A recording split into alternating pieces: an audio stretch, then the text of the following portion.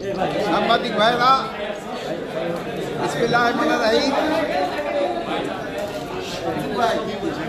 রহমানির রহিম। সাংবাদিক ভাইরা, আসসালামু আলাইকুম।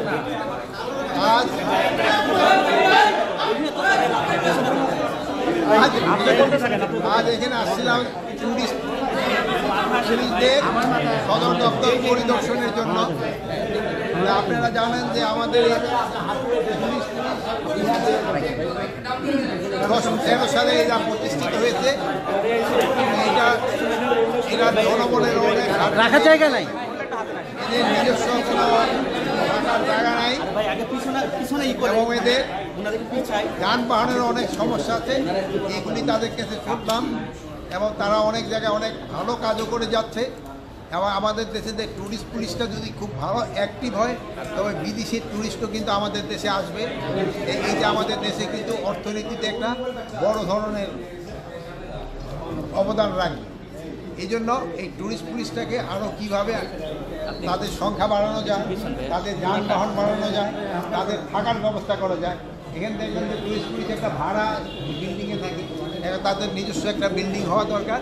এইসব ব্যাপারে আমাদের আলোচনা হয়েছে এবং এরা ট্যুরিস্ট পুলিশ যদিও সংখ্যা তাদের অনেক কম, বাট তাদের স্পট অনেক বেশি। এই জন্য অনেক জায়গায় তাদের জনসংখ্যাও খুব কম, জনসংখ্যা বলি বাহিনীর সংখ্যা খুব কম। এটা কিভাবে বাড়ানো যায় এইগুলির ব্যাপারে আমাদের বর্তমান পরিস্থিতি নিয়ে একটু প্রশ্ন ছিল স্যার। সেটা হচ্ছে যে মব জাস্টিস তো হচ্ছে, যে মব জাস্টিস বলছে না, মব সন্ত্রাস বলছে, চারিদিকে আসতেছে। সে বর্তমান রিসেন্টলি পুলিশও মব জাস্টিসের শিকার হচ্ছেন, বিদেশিরাও শিকার হচ্ছেন। পরবর্তীতে পাবলিক বাসা বাড়িতে ঢুকে মব জাস্টিস হচ্ছে। এই বিষয়ে সেটা গত 6 মাসও। এইটা ক্ষেত্রে আমি আপনার সাথে আমি দ্বিমত করব না। এটা তো আমাদের হচ্ছে, বাট এটা আমরা যেই জায়গায় হচ্ছে আমরা কিন্তু সাথে সাথেই তাদের আইনের আওতায় নিয়ে আসতেছি। এই ব্যাপারে আমি আপনাদের কাছে অনুরোধ করব। আপনি দেখবেন যে ইভেন পুলিশের উপরেও আক্রমণ হচ্ছে। এইগুলি ক্ষেত্রে আপনারা জনগণকে একটু সচেতন করতে হবে।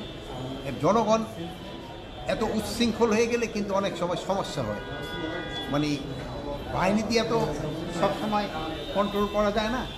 এই ক্ষেত্রে যেমন ধরেন আমাদের ছেলে মেয়েদের কন্ট্রোল করার জন্য মা বাবা তারা একটা বড় ভূমিকা পালন করে, আত্মীয় স্বজন একটা বড় ভূমিকা পালন করে। এই জন্য এই ক্ষেত্রে আপনাদেরও একটা বড় ভূমিকা পালন করতে হবে এই ধরনের ঘটনা যেন না ঘটে। বাট আমাদের এই জন্য আইন শৃঙ্খলা বাহিনী কিন্তু সবসময় ভিজিল্যান্ট আছে, তৎপর আছে এবং যে জায়গায় হচ্ছে তাদের কিন্তু আমরা আইনের আওতায় নিয়ে আসতেছি। ভবিষ্যৎ কথা শেষ করেছি, ভবিষ্যতে যেন এই ধরনের ঘটনা না ঘটে এই জন্য আমরা চেষ্টা করে যাচ্ছি। স্যার, ছাত্র জনতা কি চাইলেই কোথাও অভিযান চালাইতে পারে কিনা?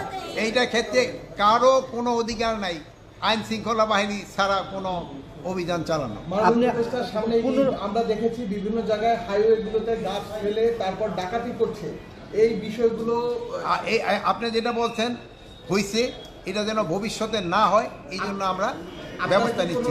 চিহ্নিত করেছেন বাংলাদেশের না, এই যে ডাকাতিটা আমি দেখছি এই ইসে থেকে ঢাকা থেকে রাজশাহী এই জন্য একটু সংখ্যাটা একটু বেশি, টাঙ্গাইলের এখানে একটুখানি বেশি। এগুলি যেন না হয় এই জন্য ওই এলাকায় যারা আইন শৃঙ্খলা বাহিনী আছে তাদের আমরা ইনস্ট্রাকশন দিয়েছি এবং তারা আগের থেকে অনেকটা মনে হয় ভিজিল্যান্ট হচ্ছে।